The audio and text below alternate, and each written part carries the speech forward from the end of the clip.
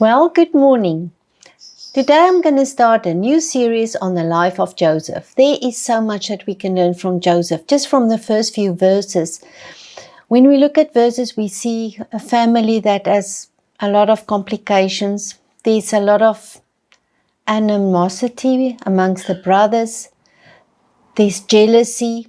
There's a father who has favorism.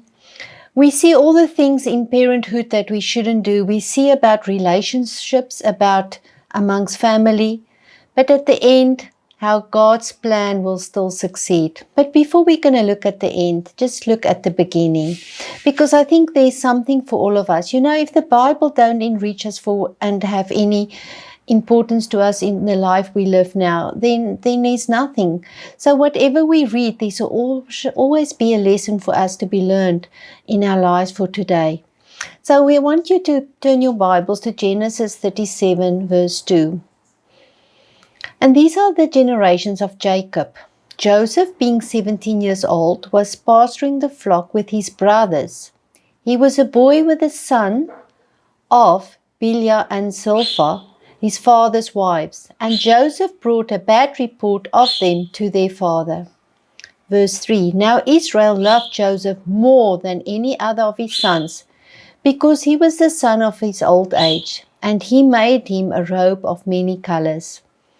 But when his brothers saw that their father loved him more than all these other brothers, they hated him and could not speak peacefully to him. Now Joseph had a dream, and when he told it to his brothers, they hated him even more. Now, the reason that Joseph was the favorite is, first of all, because we read that Jacob was already quite old, but it's also because he was from the favorite wife. Remember, right in the beginning, Jacob wanted to marry Rachel. But Laban, his uncle, tricked him and said no, without him knowing it, only him noticing after he married her, that it was Leah. So he worked 7 years for her and then another 7 years to get Rachel. But because Jacob loved Rachel so much more, Leah knew it. But the Lord blessed her with many sons, where Rachel waited till the very end before she got a child. So another thing we see here is that God can bless many people, but the covenant, the most important one, is the one that really counts. And that was already in God's plan right in the beginning. We saw the same in Abraham and Sarah. Ishmael was blessed. His mother was blessed. But the covenant was on Sarah and on Isaac and Isaac's line. And we're going to see the same here. And that's already lesson number 1. That it's not just about the blessing, but it's the covenant and how to walk into that. We're going to learn that from Joseph. Secondly, the jealousy. How can a father be in that position where he favored his son? It is not good for the brothers, and it wasn't good for Joseph. And what was Joseph's weakness? Joseph's weakness was obvious. In my opinion, it wasn't arrogance telling his dreams. He was the younger one. He just wanted to be accepted by his brothers, and he was too immature to know how to get it. It wasn't his fault that his father favored him amongst the others. There was nothing he could do about it. He didn't have a mother that could guide him through all this, because his mom died when he was probably between the age of 6 and 8 years old. So all Joseph wanted was to be accepted by his brothers. But now we see that when he was with the Bilhah and Zilpah's children, now they were the 2 handmaids of Leah and of Rachel, he would come home and give a bad report to his father. So he was a little bit of a, tale teller, but you can understand why Joseph did it. He wanted the acceptance of the others. He knew already he had his father's love, but he also wanted to be accepted by the others and went around it in the wrong way. Then we look at the dreams.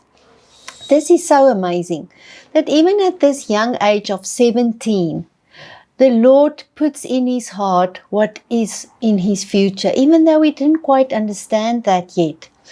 And it's amazing that nobody, not Jacob or anyone asked, where did these dreams come from? They were just so quick to to be jealous about him. And that brings us to, in our lives today, you know, God can put things in your heart at a young age. There is really no age restriction. But don't be too quick to tell others about what the Lord puts in your heart, because it's your will for the Lord has for you, not for them. And if you tell that too quick for people, it can bring out jealousy or fear in them that they can now project on you. For instance, let's assume you tell your family that you got a new job in a faraway place, maybe in another country or another state, and that means you've got to move. Because they don't want you to go away, maybe there's grandchildren or they'll miss you, they'll try and talk you out of it, because for them, they haven't been through that whole preparation time. They may try and talk you out of it. So many people miss what the Lord has for them because they allow others and their fear and their doubt to come into your heart. Because to step into what the Lord has for you, often, most of the time, means coming out of your comfort zone, give up what you know and go into the unknown. It takes faith. And if you're going to have people around you that's negative and that can't see that, it will hold you back. They will show you all the lions in the road, lack of finance, whatever it could be. They could even come out as hatred. The other thing is, sometimes in a church situation, when you have people or your pastor that favor you, it brings out the jealousy in the rest. And as you grow in your faith and in your position, these people will be jealous. And that can put you down, because you may reach a point where maybe you want to please people rather than to do the will of God. So, parents, be careful with how you treat your siblings. Do not have favorism. It's not doing anybody any good. Employers, watch how you are treating your employees. Don't have favorism. It's easy to have the people that really work hard to exalt them, and there's nothing wrong with it. But do it in a manner that it's not favorism, but that it is in a just way. And the same in a church. It's a lonely place to be a pastor. And sometimes pastors really need to know who's the people close to them that they can count on and allow them to get closer. But it can push others away and bring jealousy. And the minute there's jealousy, there can become more problems. So we already learned from Joseph's story that we have to guard our hearts and we have to watch, but that the Lord can call you at any stage of your life. And all we have to do is be obedient and step out in faith.